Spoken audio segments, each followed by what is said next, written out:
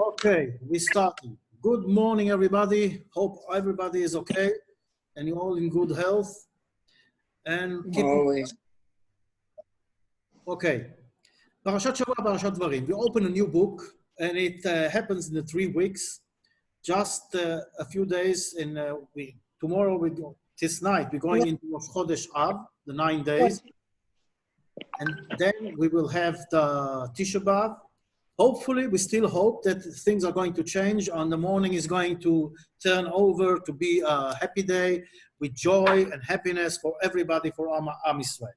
But right now, we have to understand and realize a few interesting points. In our parsha is written a very interesting thing. Havu lachem anashim chachamim unevonim ve'eduim v'shivtechem v'asimem b'rashechem. Bring people, wise people, clever people, that are well known in your tribes, and I will put them in the head of you. And what's the idea? The idea is we don't have to fight by ourselves. We are a part of a community, we are a part of Am Israel, and as sometimes we go through difficult times, like now with this Corona time, and each one of us needs somebody to look up to find a figure that is going to lead him in difficult times. Of course, on top of everybody is God himself, because each one of us can connect himself directly to God. But sometimes we need something that is underneath God. But still, everybody needs, let's say, something to look to and that can lead him. If it's the rabbi, if it's a great educator, whatever it is, in life, it's always good that you have somebody that you can consult with, that can lead you the way. We have to understand that one of the problems of the Churban of Bet HaMikdash, of the destruction of the temple, was not being together. And this is, by the way, we all know one of the reasons what's happening today with Corona. The Corona is separating us from the congregation, it's sitting us apart of other people, and it's just God telling us, be aware that you have a problem. And what is the problem? The world, instead of being united, everybody is fighting with each other. And everybody is concentrated in himself. They don't really care much about others. And that's the main problem. We have to understand that we are a part of a big thing, which is called Am Israel, and then from the whole world. And in order to rebuild the Beis HaMikdash, we have to understand, first of all, that we are to blame. A lot of times people don't connect themselves to the destruction that happened a few thousand years ago. I'm not a part of it, but the real truth is we are a part of it. Because the idea of the temple, it's not the stone. It's like God is saying, "Va'asuli mikdash v'shachanti betocham." You will make me a shrine and I will dwell among you, in plural, not in singular, and meaning that the real temple is inside each one of us. We have to build the temple inside. How do you build it? "Ve'ahavta le'reacha kamocha." The main thing, Ele advarim asher diber Moshe. We start the Sefer Dvarim with words that Moshe Rabbeinu is talking to Am Israel. And he's giving them a whole, by the way, a lot of the things we already saw them in other books. And this is why it's called Mishneh Torah. This is a special book, Dvarim. And in this book, Moshe Rabbeinu gives us all the things that will connect us in the best way as a human being with the Torah and with the Holy Land, Eretz Israel. Because this is right before we go into Eretz Israel. And this is right before Moshe Rabbeinu is leaving us and going up to God. So before this, he tells us what should we do, how should we act, and what are the important points in life to look after. And in this point, when we have to understand, as we always say, this is not a story and it's not history. It's much more. It's a way of life. So when we see what is, for example, happening, and I always talk about this, about what was happening when Am Israel, the Meraglim. If you remember, we're talking about the Meraglim, but when in Sefer Bamidbar, we have the whole thing, and here we again hear about it, but in a different perspective.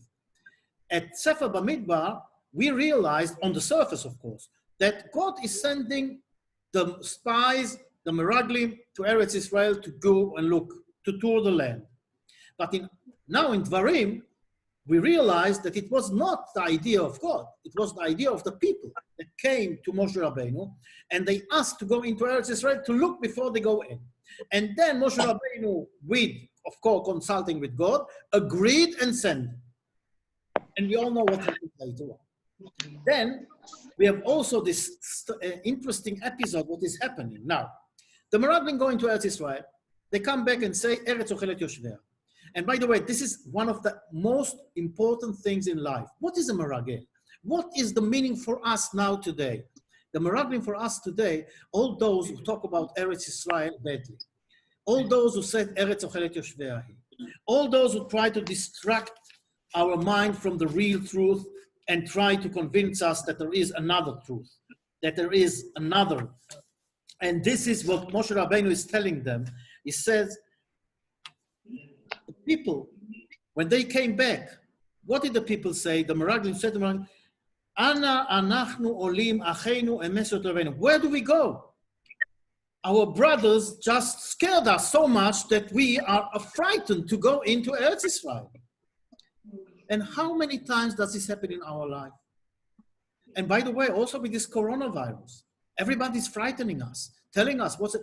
We have to understand that at the end of the day, Hashem Elokechem ha'olech lifnechem hu yilachem lachem. God is going with us, in front of us, and He's fighting for us like He did in Egypt. And we have to remember it. God wants only the good. But we have to believe in it. We have to trust in it. So even in times like this, that it looks bad, nothing is bad. Nothing bad comes out of God. God just wants to teach us. He wants to take those Meraglim outside and send them away. Those who tell us that this country is not a good country, Eretz Israel is not a good, yes, we have problems, so what? Whatever happens to us is just training in order to us make things better and fight. You know, if there is no fight, there is no victory. If there is no war, there is no peace. People don't realize it. Now, the coronavirus, for example, if we think, as long as we think about it, we will realize very quickly what it's all about. What is the coronavirus doing? Covering our face, covering our mouth, covering our nose. As we said last week, we should keep the sanctity of words. We should keep talking a nice language and to know when to talk and when not to talk. Sometimes you have to be silent. And especially those talks who take us apart. And we see, we don't have to go far. We go into the papers and what is written? Good news is no news. Only bad news is news. How many good things can you read in the paper? Here and there, yes, there are a few good things. But most of the paper, most of the news are not so nice. Riots, fighting. And this is the Meraglim. We have to understand and realize we should find people that know how to act in situations like this. I just yesterday talked, I had a very good friend, I don't know if you know him, Itche Frankel. He lives near me. And this guy, he was an unbelievable. He died last year from the disease. But the thing is, this guy, all his life, had illnesses on illnesses. And, you know, I was afraid to ask him, how are you? Because the answer was, I've been in hospital, did this operation, the other operation, he did, whatever you want, he did. He was living in a miracle. The doctor didn't give him more than a few days to live, but he lived months on months. Eventually, God took him. But the big lesson that I learned from him, it didn't matter what he was going through, he was always smiling. And not only smiling, he was making others to smile. There is a story in the Gemara about the guy that asked, he meets Eliyahu Hanavi and he's asking, is there here in this market, in this shuk, is there somebody who got Olam Haba. He says, right now, there is nobody here. And then suddenly says Eliyahu Hanavi, yes, now. Now 2 people went into the market and they have Olam Haba. He says, who are those? He says, those 2 people, you see, those are 2 people, clowns. Clowns, they make people happy. So it comes to understand it, to ask those people, what do you do? So what do we do? Well, nothing special. We just like to make people happy. And if we see somebody fighting, we try to make peace.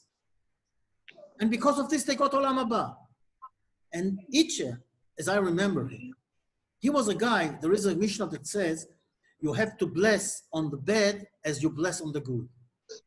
And we all know it's very easy to say, hard to go or follow. How can you bless if you have a tzora, if you have a problem? How can you bless and say, thank God, like when you have something very happy happening to you? But Itche, he did it. He did it really, I'm telling you, it is one of a kind. But he was a guy that when I say to put somebody above, to look to, this was a guy to look to. It doesn't have to be this great rabbi. It doesn't have to be this great scholar.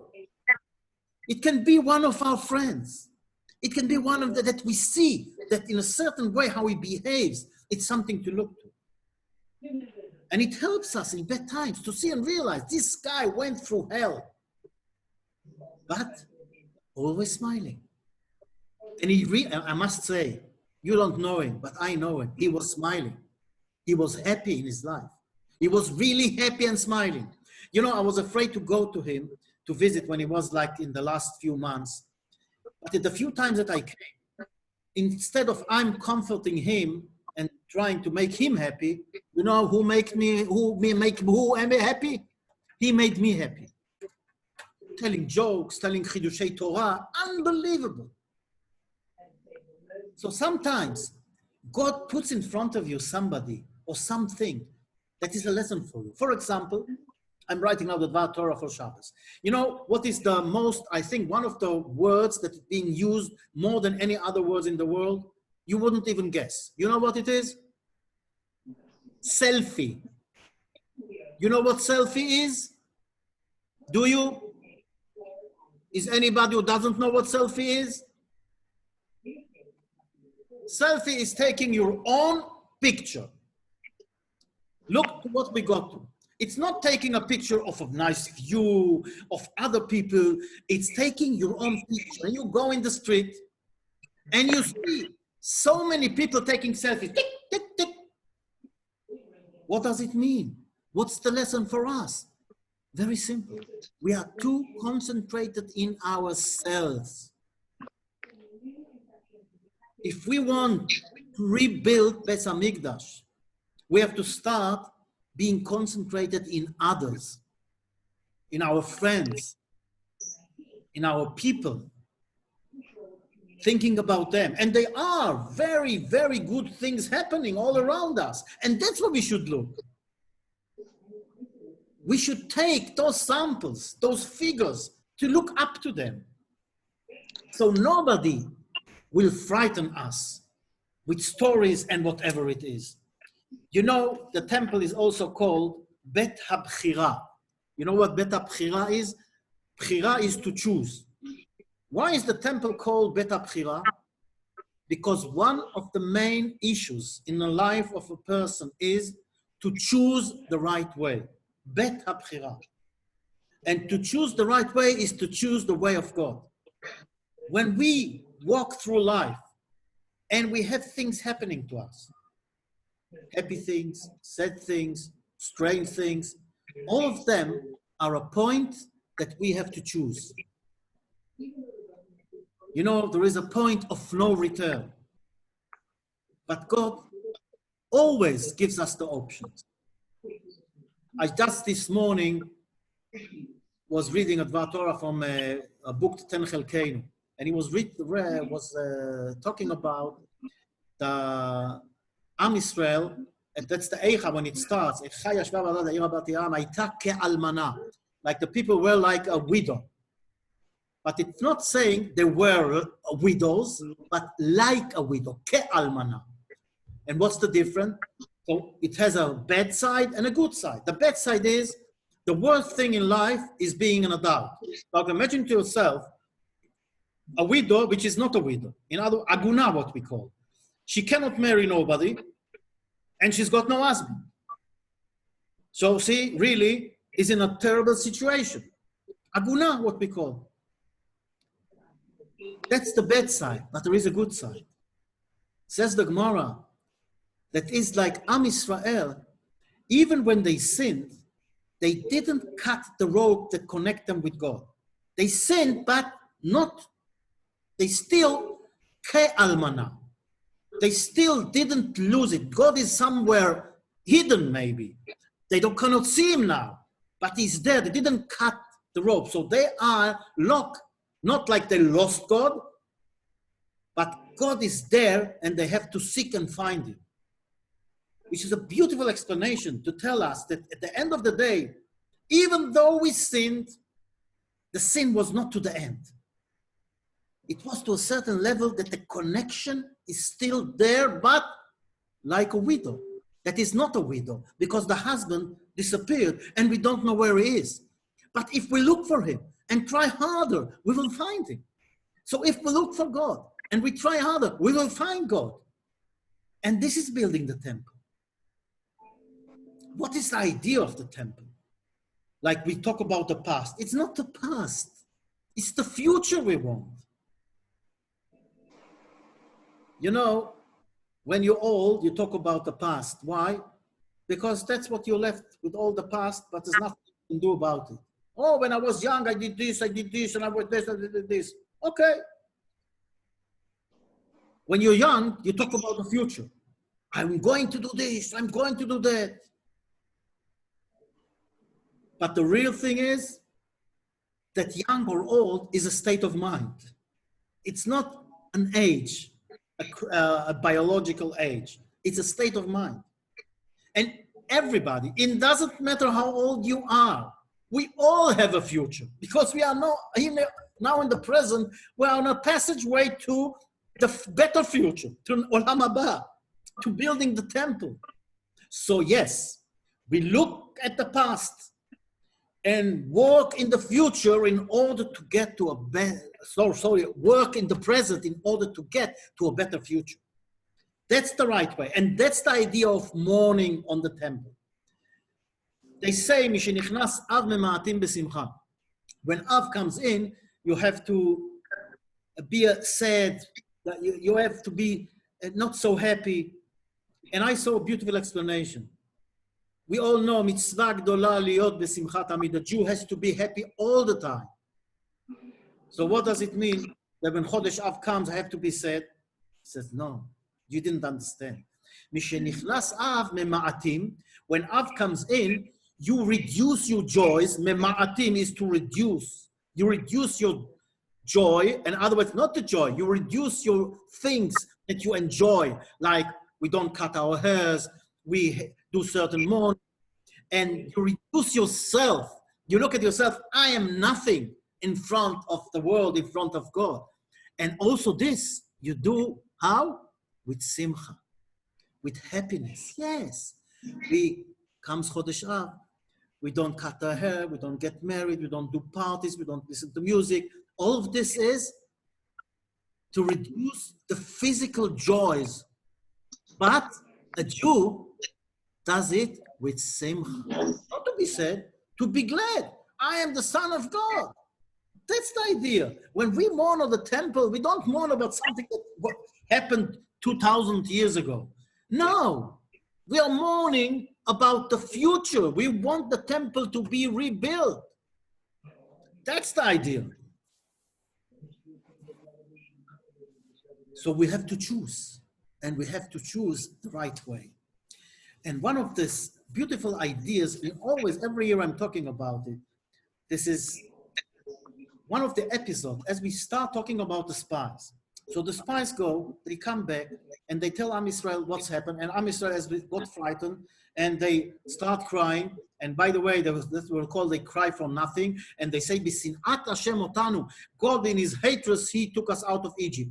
How dare you? How can you say a thing like this? God, with all the miracles, with all the things He did for us, and tell Him that He hates us, and because of this sinat chinam, that the crying was on Tisha B'Av, that God says you are going to have a reason for mourning. You didn't have any reason then, but I will give you a reason. And this is the destruction of the temple that happens Dafka on Tisha B'Av.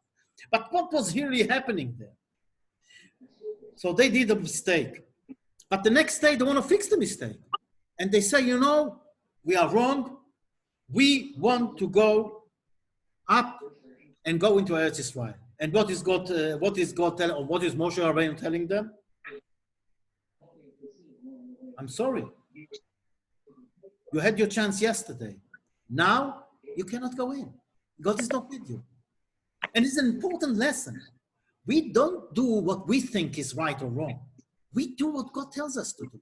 But they said, and you know, we are thinking, why didn't God let them do tshuva? They did tshuva. They regretted what they did yesterday.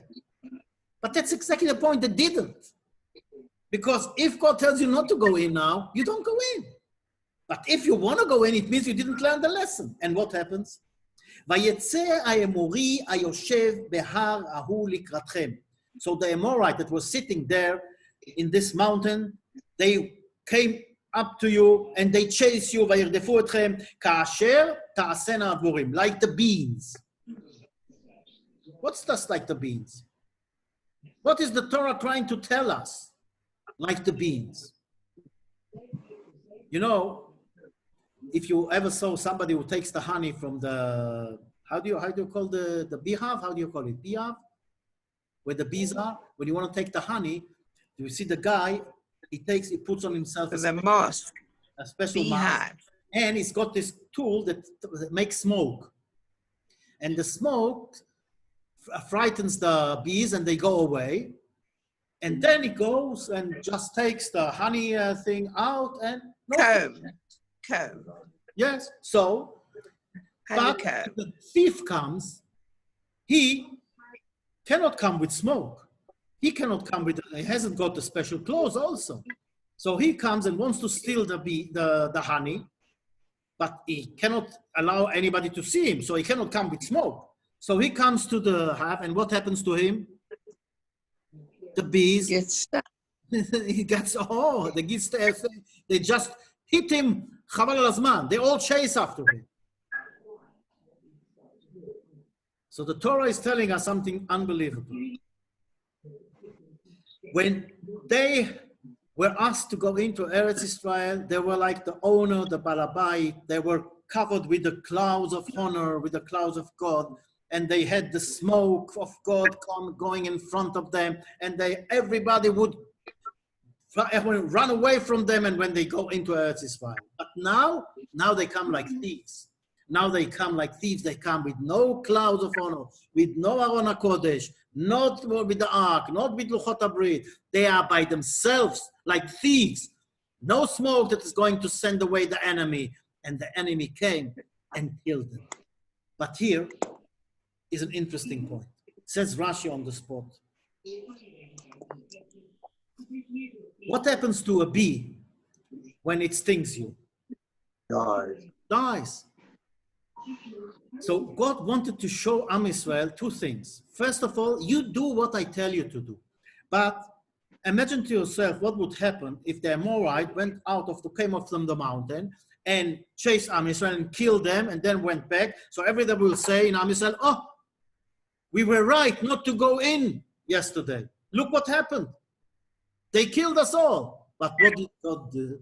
God did a miracle. Everybody who touched the Jew, what happened to him? Died.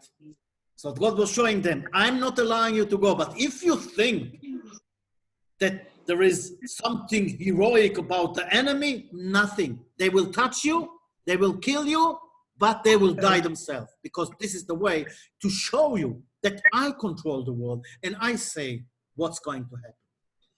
Says the Rav Shlomo Lipinstein a very interesting point. Let's look at the picture from the point of view of the bees. Like the bee knows that if she is going to sting somebody, what's going to happen to her? She'll die. She's going to die. Does it stop her? No. Does it stop our enemies to come and kill us, even if it means that they're going to die? No. Because the hatred of our enemies, it's so deep that they don't even care if they're going to kill themselves while they're killing us. And this is all those weapons and all those suicide terrorists. This is like to show us who hatred is more than life for them. They are willing to give their life in order to destroy Am Yisrael. But, as we said, at the end of the day, we have to understand that God is with us. And that's what God is telling. God is telling us a very simple thing. You listen to me. You do what I want to do. You do what I want you to do. And I will lead you to glory. I will lead you to the third temple. I will lead you to the best place in the world. But just do what I tell you to do. Not what you think is right or wrong, but what I tell you to do. Take figures. Choose people that can lead you, that can show you good things in life, that deal with life in a better way. And they are going to be our, 1 minute, sorry. And they are going to be our samples in order to help us in the way. Don't listen to the Meraglim. Don't listen to those who try to take us down. Don't listen to those who talk dirty on Am Yisrael, and talk dirty on our Eretz Yisrael. Don't listen to them. They are our enemies. They are the Meraglim. Don't listen also to Meraglim inside us. It's the same thing. We have them inside us. We have to understand what we're missing in order to really pray for it. And understand, we're not mourning about what was happening 2,000 years. It's not an historical thing. It's in the present. We are mourning that it's not being rebuilt yet. But with our praise and with our good intention, with our good choices, and with our way to love each other and stop selfie, selfie, selfie, me, me, me. Start looking about on others. When temple was built, they say that people were floating in Jerusalem. You know what? Sometimes we feel this connection with God. Sometimes we feel this high spiritual way of. It's the best feeling in the world. Imagine to yourself that when the temple was built, this was the feeling of anybody who went into Jerusalem. You were feeling uplifted. You were feeling so happy, yeah? Because there is no happiness like a spiritual happiness. A physical, a materialistic happiness is only limited, but a spiritual happiness is unlimited. And this is exactly what we're talking about, the destruction of the temple, the destruction of the real, unbelievable happiness, spiritual happiness that we had. And this is what we're praying. This is what we're mourning. We want it to rebuild. We want to feel this feeling again, to be on top of things, to be spiritual people, not to run after all this physical, materialistic joys, to go in the right way, to uplift our spirit. And only from the understanding and the feeling what we're missing, we can pray for it. So imagine to yourself, what is making you, what is the thing that makes you more happy than anything else? Think about this and understand that the temple is much more than this. There is no happiness like Am Yisrael, Torah Israel, and Eretz Israel when they're all connected with the rebuilding of the temple. So let us all pray that Be'ezrat Hashem, maybe even this week already, everything is going to change for the good, as long as we will start to love each other and look at things in good eyes and not only be concentrated on ourselves. Have a nice week. Be'ezrat Hashem, all of you. Thank you.